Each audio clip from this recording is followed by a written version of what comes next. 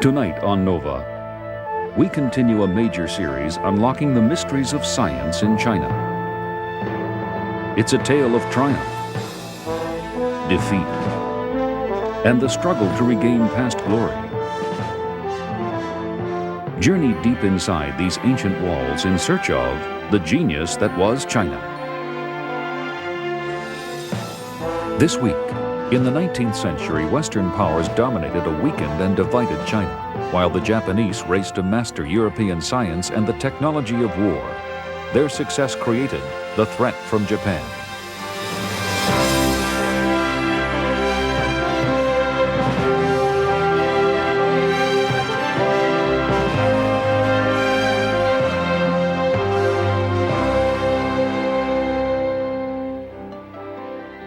Funding for NOVA is provided by the Johnson & Johnson family of companies, supplying healthcare products worldwide.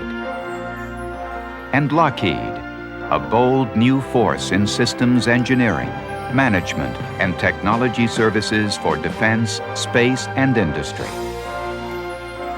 Major funding for NOVA is provided by the financial support of viewers like you.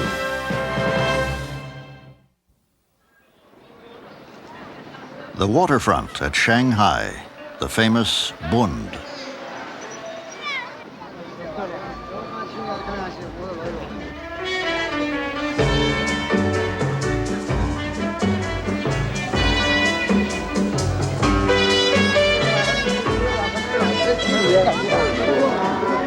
Where Chinese families now promenade, Europeans once ruled, with Chinese second-class citizens in their own land.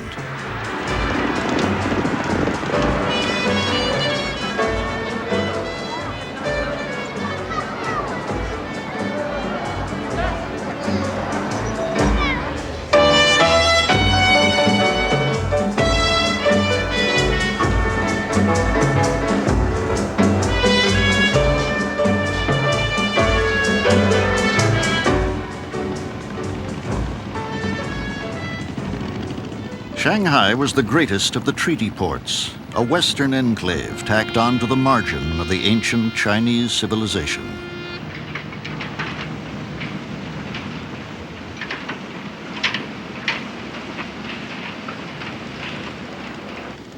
Shanghai in the late 19th century was wealthy, modern, cosmopolitan, but its tall buildings were symbols of European domination over the once proud Chinese empire.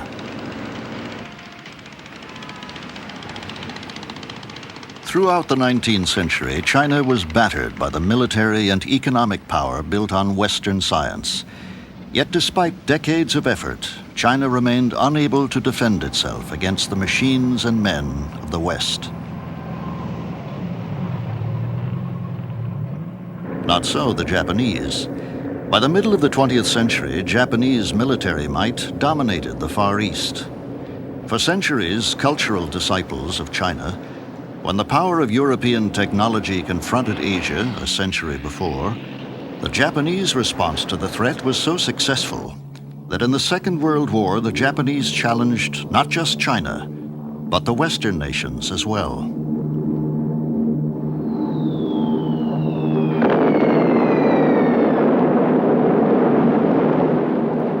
So what was the secret of Japan's ability to absorb the knowledge of the West? And what were the consequences of China's failure to bend to the winds of change?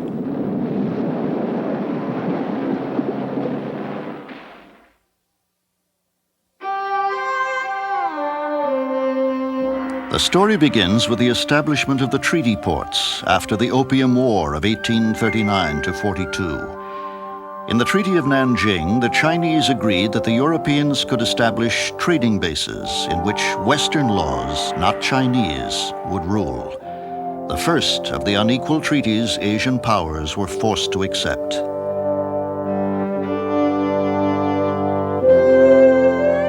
Beginning with the first 5 treaty ports, these Western-controlled cities formed a kind of necklace along the coast. And throughout the 19th century, the European powers sought to extend their influence from these footholds into China. Yet despite the humiliating terms of the Treaty of Nanjing, outside the treaty port areas, the vast Chinese interior remained apparently untouched by the foreign presence on the coast.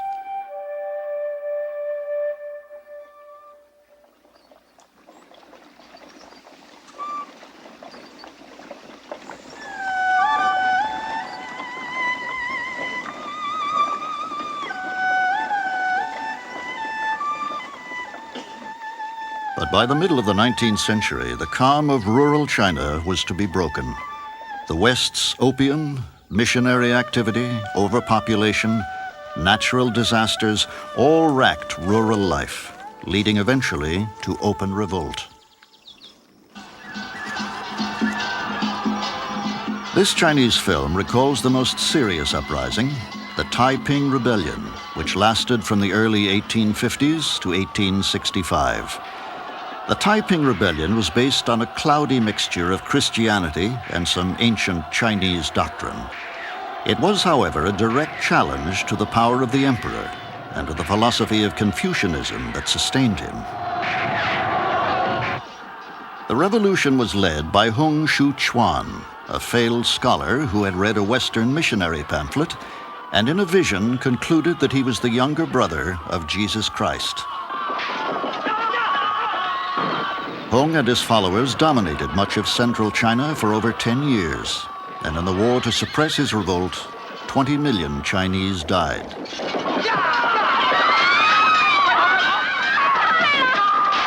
And though the imperial government did win in the end, it did so at a cost of weakening its own central power.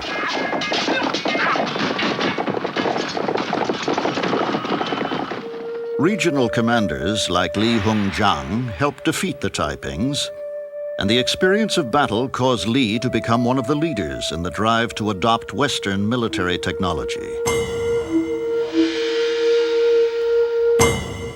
The Chinese began to buy some modern weaponry, though at first it was a rather haphazard effort.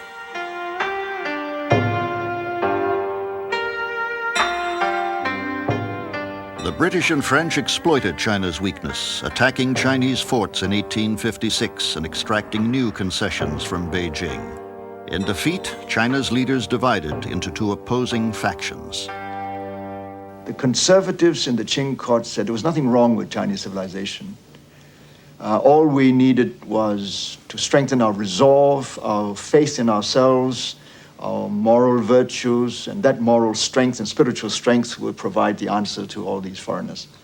We need a few more guns, but essentially it's our own confidence in our values that will save us. The reformers were a little bit more practical and said that the guns are actually more important than that. We still need the guns. Then we need to learn how to make them, to have properly trained technologists, trained by the Westerners to come and train a new generation of experts in military technology. Li Hongjiang and other reformers in the provinces launched what was called the self-strengthening movement. Their efforts centered on developing military technology, and in Shanghai in 1868, they even built China's first steam-powered warship. But though the self-strengtheners continued to press for change, they were still imperial bureaucrats, and the change they sought was always constrained by the limits that the Chinese court would tolerate. It was in that context that this Ti and Yung principle was brought in to try and find a way of putting in a nutshell what the problem was, that we will not destroy Chinese civilization. We'll use Chinese civilization as the essence. But we will simply adapt certain techniques in order to strengthen Chinese civilization without in any way affecting the heart of Chinese civilization. And then the Ti-Yung principle came in. Ti being the Chinese essence, cultural civilization as essence, and the Yung being the technology from the West, which could be applied for Chinese purposes in order to restore and strengthen Chinese civilization.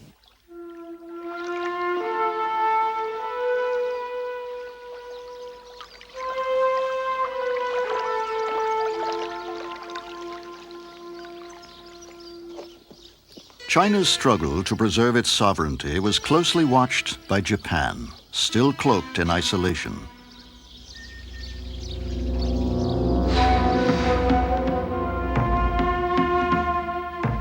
In Japan, power lay in the hands of feudal lords, or daimyo.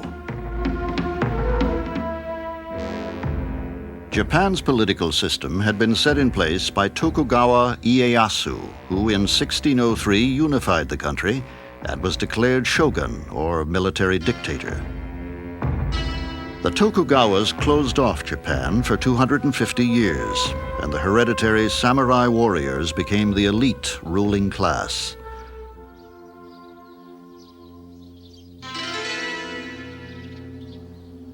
But after the Opium War, the isolated power of both shogun and samurai were to be fundamentally challenged.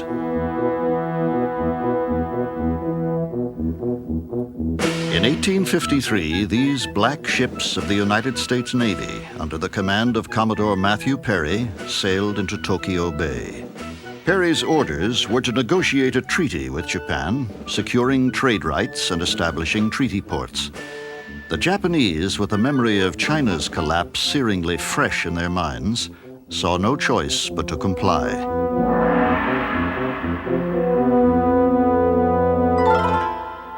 Perry's face was a startling vision to Japan's woodblock artists, and the gifts he brought made quite an impression as well. Perry gave his Japanese hosts a miniature railway, new cannon, and this telegraph. As his official report noted, though in their later history a Pacific people, the Japanese are fond of military display and seem particularly desirous of scrutinizing all the warlike appointments which made their visitors so formidable. But well before Perry arrived on the scene, China's defeats had impressed some Japanese leaders with the need to learn from the West. This European-style factory was established in southern Japan by a remarkable daimyo named Nariakira. Nariakira sent emissaries overseas to purchase such novel devices as this carding machine for spinning cotton from Platt Brothers in the north of England. Nariakira imported engineers along with the machines to teach him how to manage the new technology. And this was all part of a much older Japanese tradition. Since around the 6th century, Japanese leaders sent young scholars to China, which was regarded as the center of civilization at the time, and invited Chinese scholars and technicians to Japan to learn from them. So when Japanese leaders started learning from Western countries, they were not doing anything particularly new. In fact, in contrast to Chinese leaders who defined their land as the center of the universe, Japanese leaders consistently regarded their country as being peripheral to the center of civilization. And as a consequence, they were pretty much comfortable with the idea of importing Western technology and Western institutions to Japanese society. Nariakira even designed a flag, the rising sun of Japan. Eventually, in 1868, pressure from southern daimyo and samurai led to revolution. The rebel forces rallied round the Meiji Emperor, transforming a powerless symbol into a Western-style constitutional monarch.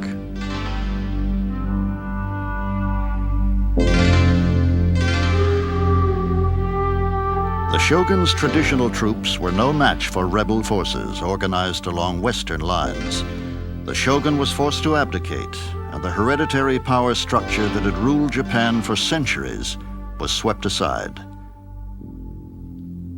At treaty ports like Yokohama, the Japanese had begun to encounter the world economy, and the new Meiji government embarked on a road of radical reform and westernization.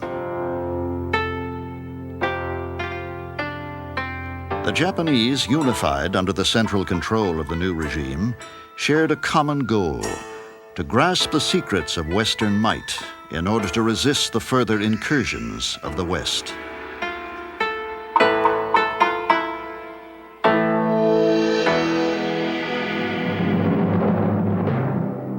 By contrast, no such revolution swept through the Forbidden City. In China, more fragmented than ever after the Taiping Rebellion, conservatives and reformers remained at cross purposes. The reformers continued to adapt Western inventions to Chinese goals. They set up government-owned enterprises to funnel new technology into China. One of these was the Merchant Steam Navigation Company, created to handle trade on China's vast waterways. It was established with the support of Li Hongjiang, now one of the highest-ranking reformers among government officials. The reformers undertook several other projects: arsenals to build Western weapons, cotton mills, shipyards, paper mills, and coal mines. But the fate of the Steamship Navigation Company was typical of these experiments, as it soon fell afoul of the bureaucratic politics. During the self-strengthening movement, people like Li Hongjiang were pretty imaginative about trying to adapt some of the modern techniques of trading and entrepreneurial efforts to China's needs. And the creation of a number of companies, one of the most famous, of course, is the Steam Navigation Company, I think illustrates how capable they were of using new techniques for their purposes. But the problem was that they had to do it in the context of opposition by conservative forces within the court. And therefore, they had to make concessions as to how these enterprises should be run.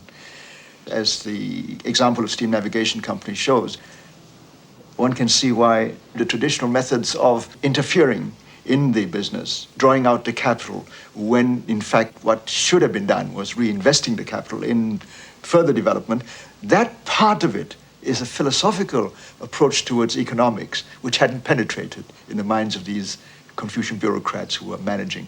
The merchants understood that, but they didn't have the last say in decision-making. Some merchants grew very wealthy indeed, but unlike their Japanese counterparts, they could not dramatically alter the direction of the Chinese economy. Instead, the European firms of the treaty ports came to dominate China's industrial scene. Despite the self-strengthening effort, by the late 19th century, most of China's modern factories were in European hands. Even such traditional occupations as cotton and silk spinning were increasingly European-owned. The factories were a stronghold of unbridled capitalism, with miserable working conditions and the common use of child labor.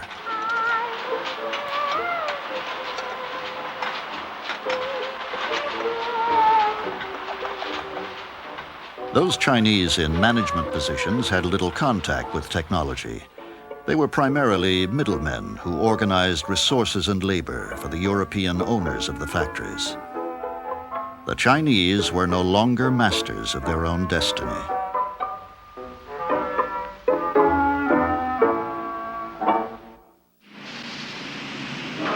The failure of the Chinese to gain ownership of the tools of production created by the Industrial Revolution was to have devastating consequences.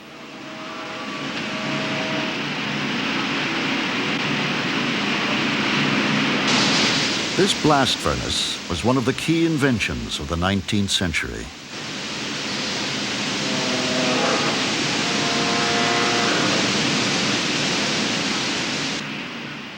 In the 1850s, an Englishman named Henry Bessemer had introduced his new method for producing steel, in which hot air was blown through holes in the bottom of a giant furnace, producing the heat required to transform molten iron into steel.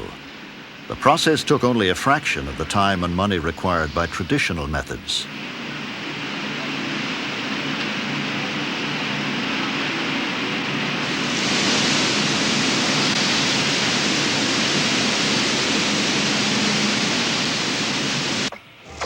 Cheap steel had a revolutionary impact throughout the world.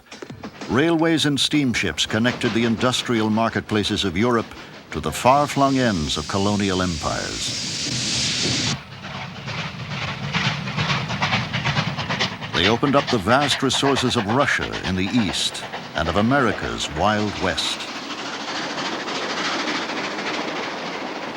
The railroad was particularly useful to imperialism because it allowed the Western powers to move into the interiors of the vast continents, into Asia, into Latin America, into Africa, into countries like India and Australia. Where before there had been merely trading posts, now there were plantations, there were mines and factories owned and controlled by Westerners. And it was this that disturbed the existing power structures in those countries.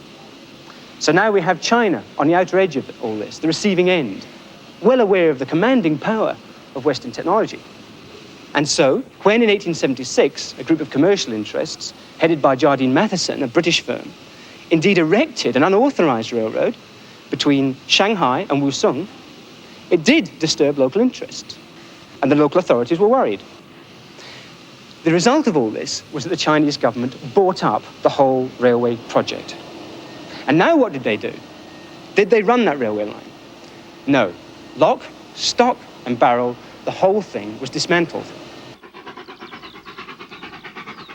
That railway was shipped in pieces to the remote island of Taiwan and then allowed to rust to bits. The Chinese resistance to such an obviously useful device seemed odd, even perverse to Europeans anxious to get on with their business. But from the Chinese perspective, it was the only prudent decision. The Chinese believed that the shape of the land itself has spiritual properties, and the railways both disturbed this natural balance of the land and upset traditional patterns of life. The Chinese also knew that if they allowed the British to build a railway, other European powers would demand similar rights.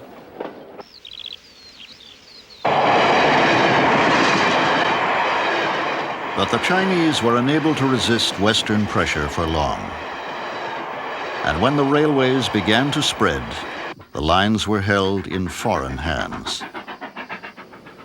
Now in Japan, with a strong Meiji government, the political encroachment of the West has been far less than in China, and the railways proceeded very quickly. The first line was opened in 1872. It was a line between Tokyo and Yokohama. 20,000 spectators witnessed the emperor and his retinue boarding the train. Here was a symbol of the old Japan alighting onto the new Western technology. By the 1880s, most of the engineering work and the surveying done on the new lines was completely done by the Japanese. Japanese railroads were in the hands of the Japanese people. This was no accident, as the Meiji government continued to press forward aggressively in its effort to learn from the West.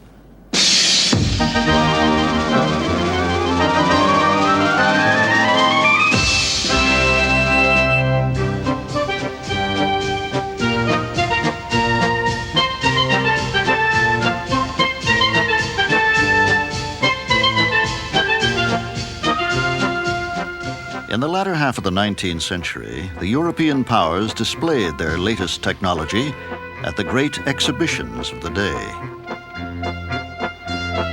The Japanese were among the most eager spectators,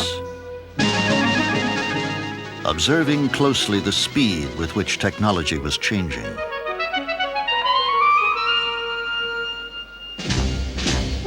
No sooner did Krupps of Germany exhibit their latest massive cannon than Armstrongs of Britain set out to make a bigger one.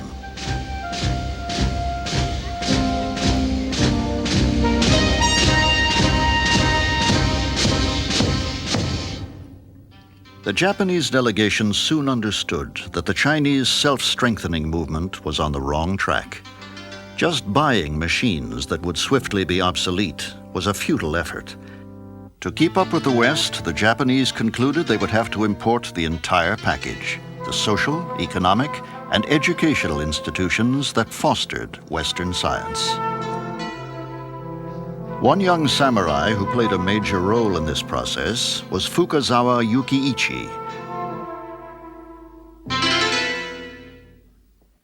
Fukazawa helped design the educational system in Japan, and in 1858 he founded Keio University, an American-style college in Tokyo. This is the speaking hall or debating room that Fukazawa built to nurture the essential spirit of contention and argument that he observed in the West. Fukazawa's grandson, Dr. Kiyoka, spent his career here at Keio. Fukazawa was trying to bring in a new idea in the education in Japan. He found that Japan lacked what he called the spirit of science. He used the words, the spirit of number and reason. And that's what he was trying to teach his pupils. Fukazawa wrote one of the first books that sought to expose the arcane mysteries of the West to the Japanese public. His book, Things Western, was one of the most popular titles sold in Meiji Japan. Fukazawa illustrated it himself, and he displayed meticulous attention to the minutiae of Western life.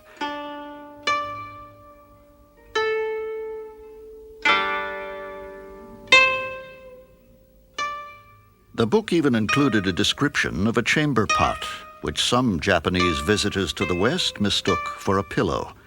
In Japan, you rest your head on a hard porcelain block.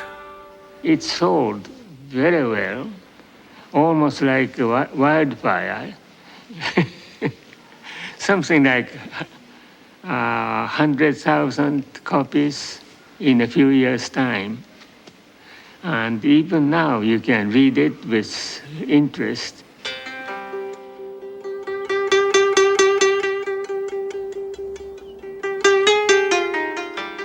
But importing the institutions of a foreign culture proved to be more difficult than the Meiji reformers hoped, even for the Japanese.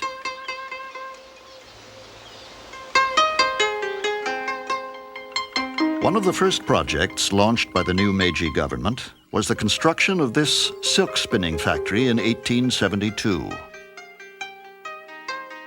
European silk production had been devastated by a silkworm blight, providing the Japanese with the opportunity to develop an export industry.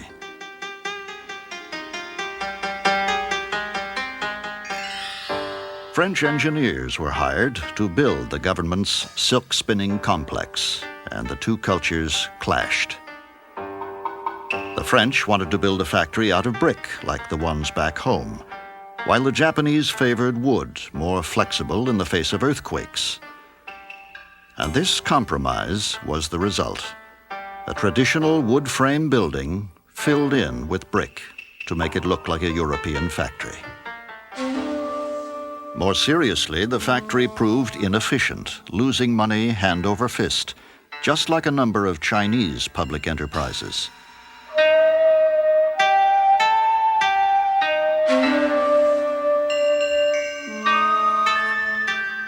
But the Japanese responded to their setbacks very differently from the Chinese.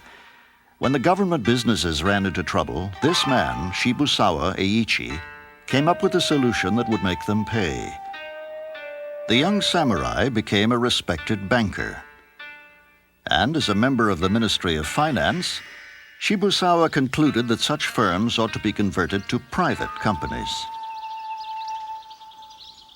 Shibusawa, himself being a samurai, had resolved the problem by recognizing the managerial capabilities of this disenfranchised or unemployed class, if you want. He also recognized the importance of abolishing the notion of class, and that they would become equals with workers and with government officials as a new breed of entrepreneurs. But to do that, it was important to find a motive, because the samurai who lived by the code of Bushido believed that gentlemen did not pursue gain, that the pursuit of gain was not an honorable profession. The Meiji government had abolished hereditary samurai status, and the military function of the samurai had been taken over by a conscript army, which left thousands of the once elite samurai out of work.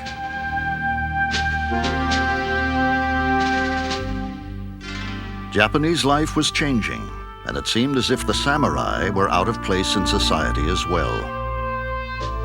Shibusawa gave the samurai a role. He helped found this, Japan's first commercial bank, supported by the wealthy merchant family of Mitsui. The Mitsui Bank financed hundreds of new joint stock companies to be managed by both merchants and samurai. The pursuit of profit, Shibusawa argued, was as essential for building a strong nation as the army. As economic soldiers, the samurai's new function would be to develop Japan's industrial muscle. The government shipyard at Nagasaki went to the samurai Iwasaki Yataro, founder of Mitsubishi.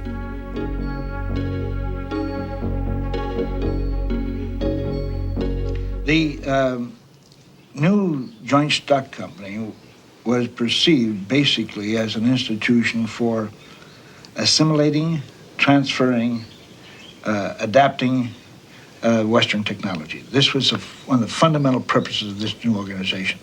So it was organized, it was established and conceived as a social institution for the purposes of managing rapid technological change in order to catch up.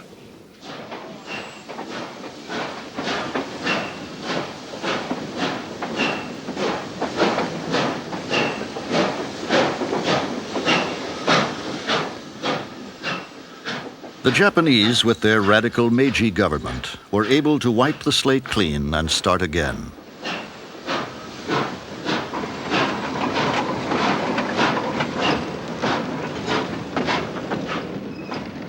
With their relative freedom of action, the new Japanese companies immediately set out to adapt Western technology to develop industries appropriate to Japan's own economy. Here is a very important adaptation of that technology to Japan. This is an invention of such machines by Sakichi Toyota in the late 19th century. This was designed for weaving kimono cloth. Kimono cloth is narrow, so the machine could be small in size. Also, Sakichi used wood in frame or in other various parts. So iron was too expensive, so expensive. So by using wood, Sakichi succeeded in reducing production cost of power loom. The Toyota innovations were so successful that within 50 years of first importing Platt Brothers machinery, Toyota was selling patent rights for mechanical looms back to the British. The differences between the situation in Japan and China at the time are striking. First, in Japan, you had a relatively strong central government with a sense of purpose, a rapid catch-up, an obsession to catch up with the West and to learn from the West, therefore, as a means of catching up. In China, you neither had a strong central government or a feeling that it was necessary to learn from the West in order to defend China or against the West. This recognition really never came home quite as acutely as it did here. So these two differences of course, were critical. And so it was impossible in China to develop the kind of cooperation that you had in Japan between the government and the new business community. These companies were established close relationships with foreign companies, with foreign firms that could provide the technology needed in Japan. The technology transferred is still evident. You go to the Toshiba headquarters or their old buildings in Kawasaki, you find licenses signed in the hands of Thomas A. Edison for the production of electric lamps in Japan. The archetype of the new breed of scientist-inventor, Thomas Edison, was a hero in Japan, just as he was in the United States.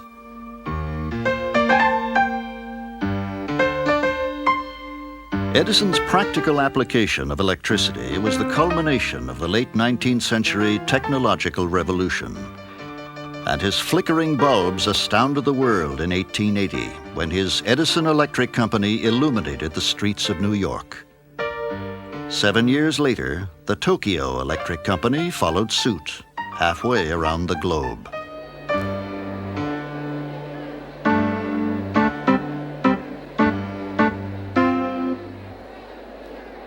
Within 3 decades of Perry's arrival off Tokyo Bay, the contrast between Japan's response to the West and China's could not have been more stark.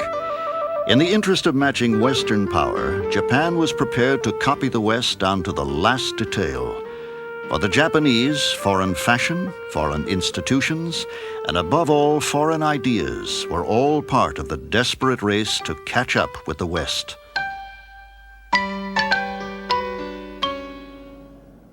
One of the most influential ideas was a bastardization of Charles Darwin's Origin of Species. The notion of social Darwinism held that some nations, like some species, were better fitted for survival than others, an idea that Darwin himself rejected, but that struck a chord in Japan.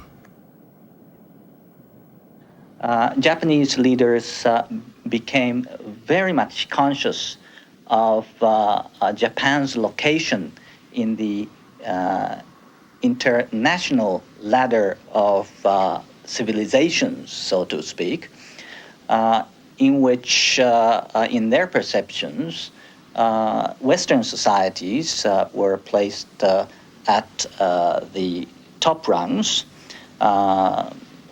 Japan somewhere in the middle, and Asian societies at the bottom. In this process, cultural leaders of Japan invented an ideological slogan, Datsuwa Nyuo, meaning literally de-Asianize and Europeanize Japan. In fact, Japan not only imitated Western technology and Western institutions, but also emulated Western imperialism as well. The survival of the fittest was to be determined by those who had best mastered Western technology, especially the technology of war. The confrontation between China and Japan in August 1894 over control of Korea left no doubt which nation was ahead. Japan's fleet could maneuver at twice the speed of China's, and within hours the Chinese had lost 4 ships and 1,000 officers and men. On land, the Japanese captured forts along China's coast and inflicted a further defeat, humiliating though hardly surprising. This marble boat was built at great expense for the Chinese empress. The funds were diverted from self-strengthening, while the Chinese still mustered troops of nomad bowmen. And though the Chinese did possess a few modern weapons, their troops remained desperately under-equipped and unprepared. Their defeat in 1895 exposed how far China had fallen behind. On surrendering, the Chinese were forced to pay an indemnity worth $150 million, and the Japanese gained territorial rights within China, similar to those of the European powers.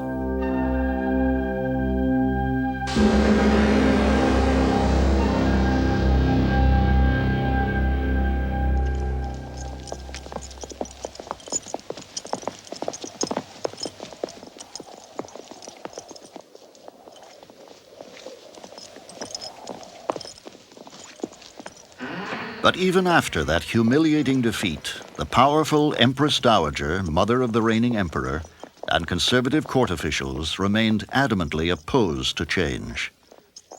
And yet China's defeat opened the door for one last push for reform from within. This film offers a fictional account.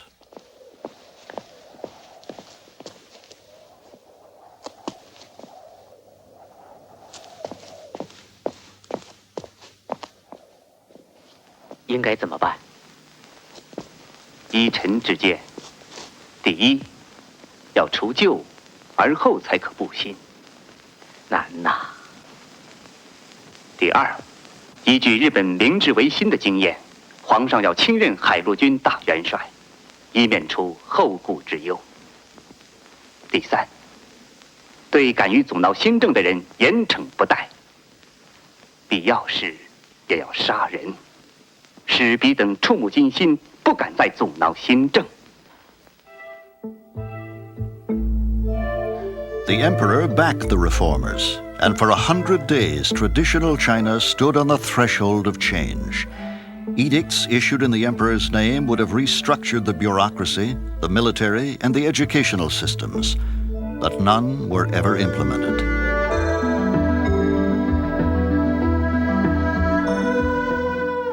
The reformers held power only within the imperial palace itself, and that not for very long.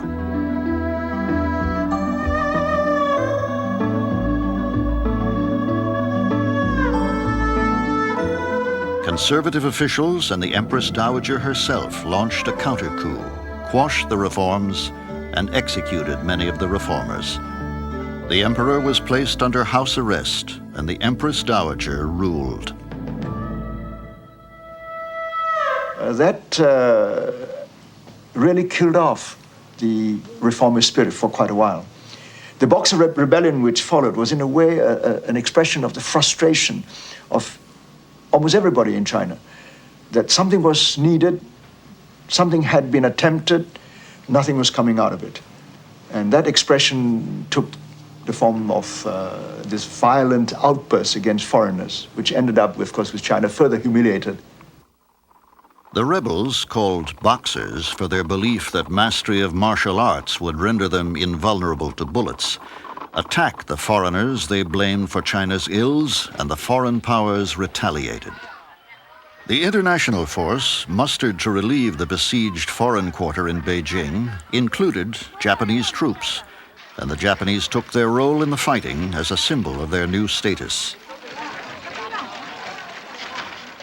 The Japanese assumed that they had won the right to membership in the Imperialists Club. In reality, they were blackballed.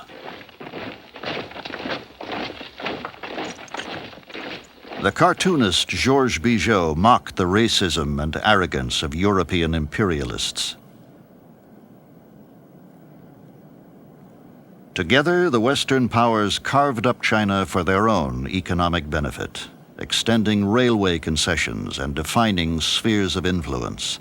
In this game, there was no room for new players. The Japanese were forced to withdraw from China with no new territorial concessions, fobbed off by their European allies with only their share of the cash indemnity that China was forced to pay. That indemnity, however, was no small thing. Japan's share came to $24 million, more than 1% of Japan's national income in 1900. And with it, the Japanese built this massive iron and steel works at Yawata, economic growth paid for by money China could have used to develop its own industry.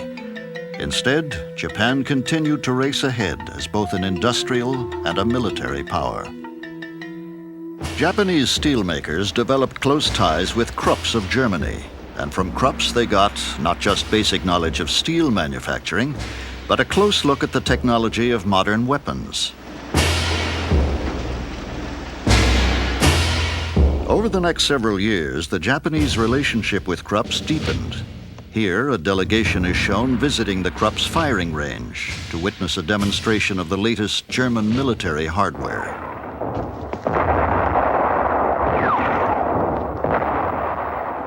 Japan's mastery of the techniques of modern war was amply proved in 1904.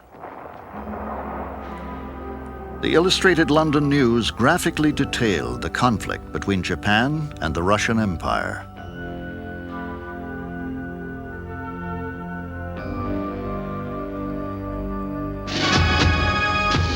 At stake was control of Manchuria, northeastern China. The Illustrated News praised the Japanese for their diligent pursuit of Western civilization, but no one really believed that they could win. Then, in 1905, the unthinkable happened.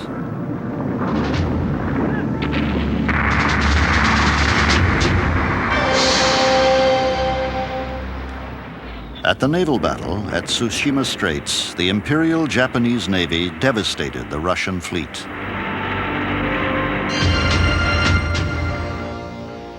Russia was forced to abandon its position in Manchuria, and Japan emerged as the dominant Asian power.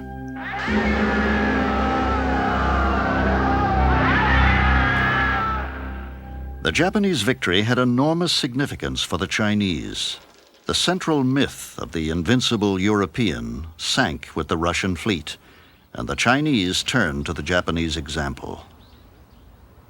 They established new educational institutions like Beijing University, and in 1906 the Imperial government abolished the examination system, which for almost 1,500 years had selected government officials on the basis of their knowledge of Confucian classics. A Japanese-style Ministry of Education was established, but the reform was too little, too late. Dr. Sun Yat-sen led 10 attempts to overthrow the imperial government before victory came in 1911. The last emperor, the infant Puyi, abdicated in 1912. For the nationalist Sun, China now had the chance to reclaim its former glory.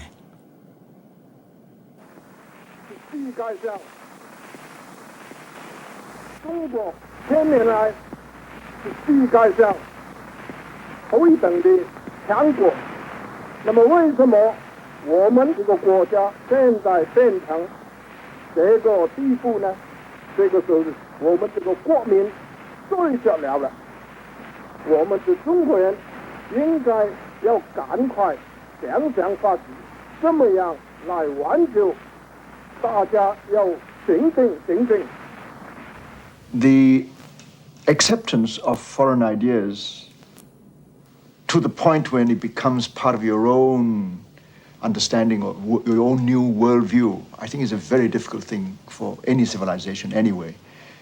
One of the most remarkable things about the 1911 revolution was that I think Sun Yat-sen was probably the first Chinese to thoroughly understand or absorb a set of Western ideas.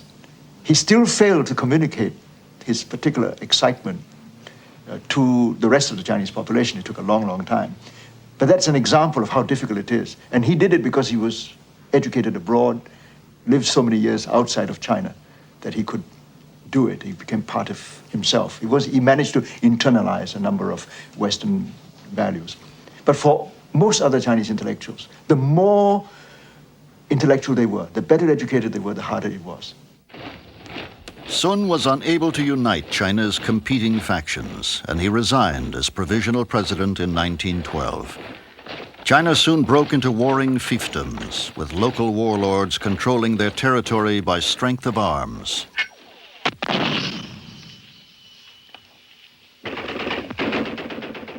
The larger conflict of World War I mostly passed China by, though China did side with the victorious Allies. So when the Allies proposed handing over the German concessions in China to the Japanese at the Versailles Conference, Chinese students were enraged. On May 4th, 1919, students in Beijing marched in protest. The Japanese encroachments highlighted China's weakness, and the students called for both a boycott of Japanese goods and the transformation of Chinese culture with science and democracy.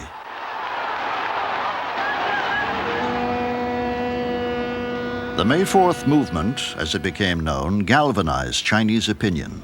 And during the 20s, the economy, as well as Chinese culture, altered quickly. In the boom atmosphere, heavy industry began to grow.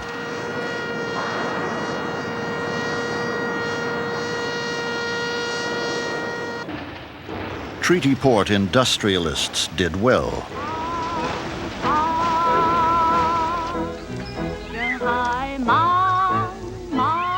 But for the first time, so did a small yet growing Chinese entrepreneurial class. But some facts of Chinese life stayed the same.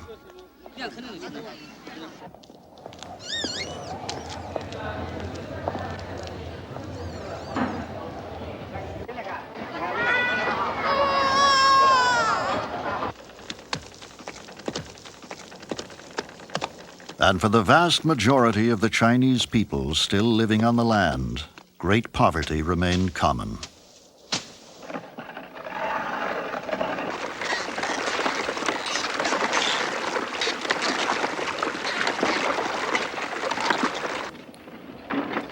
Conditions grew worse throughout the 20s, which helped to swell the recruiting of China's newest political movement. In the late 20s and 30s, the Communist Party, which had emerged from the May 4th movement, began to organize rural areas in a program of revolutionary change.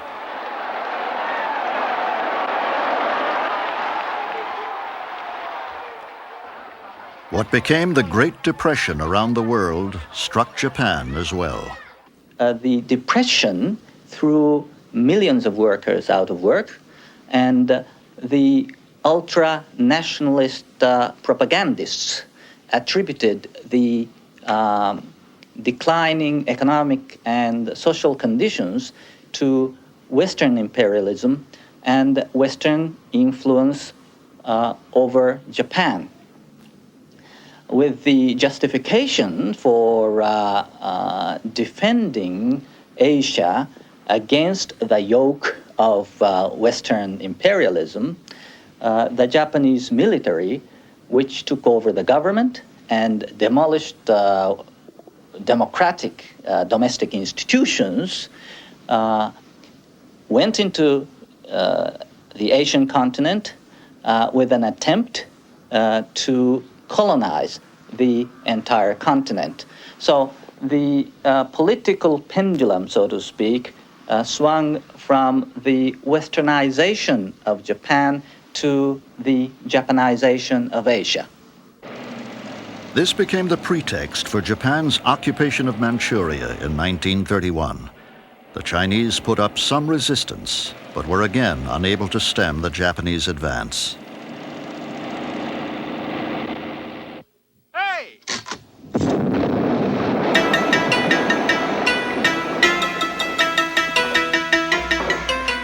With few natural resources in the home islands, Manchuria became a strategic reserve of coal, oil, and iron, all necessary for the growth of Japan's military and industrial complex.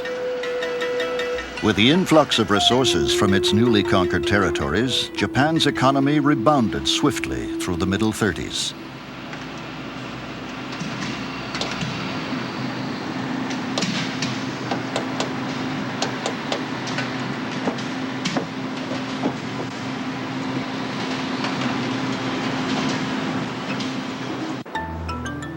Tokyo became a modern metropolis, at once clearly both Japanese and new.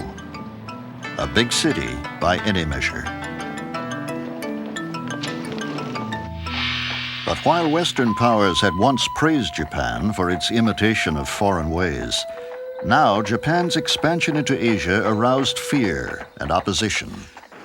It is a matter of common knowledge that Japan's policy is fundamentally inspired by a genuine desire to guarantee peace in the Far East. In 1933, at the League of Nations, Japan was censured for its occupation of Manchuria. This led Foreign Minister Matsuoka to make a bitter attack on the West for denying Japan access to their colonial markets. Japan withdrew from the League of Nations and set out to conquer the markets of Asia and the Pacific by more direct means. The Japanese increased the pressure on China until in 1937, from their bases in Manchuria, they launched a full-scale invasion. For the third time in less than 50 years, the armed forces of Japan and China were locked in open combat. Once again, the technology and arms of the Japanese were far superior to anything the Chinese could muster.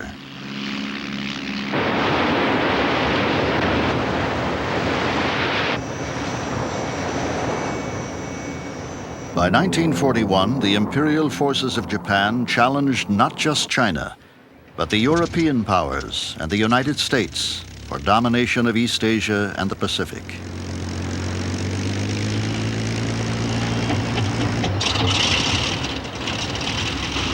From the moment Matthew Perry arrived off Tokyo Bay, the Japanese had consciously set out to build a militarily strong nation, one capable of imposing its will upon its surroundings. They succeeded. But by the war's end, these images of triumph, Western troops surrendering to their Japanese conquerors, were to prove a bitter memory. Both Japan and China would be left in ruins by the advances of science and technology that made the Second World War the most destructive in human history.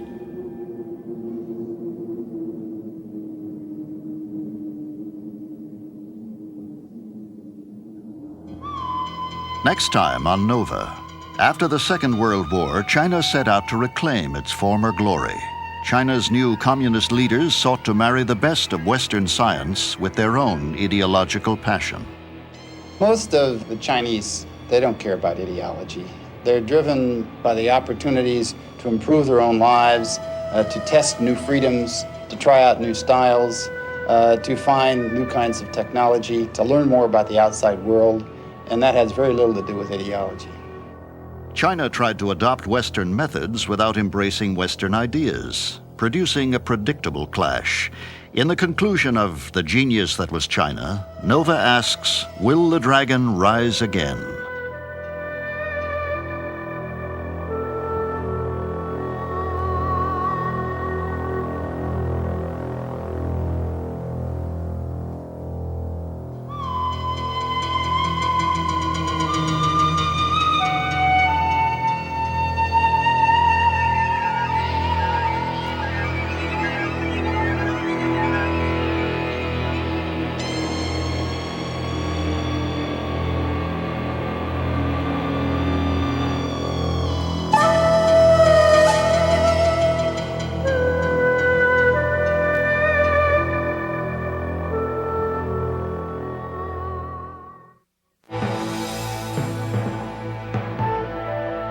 Funding for NOVA is provided by Lockheed, a bold new force in systems engineering, management, and technology services for defense, space, and industry. And the Johnson & Johnson family of companies, supplying healthcare products worldwide. Major funding for NOVA is provided by the financial support of viewers like you. For a transcript of this program, send $5 to this address or call 212-227-READ.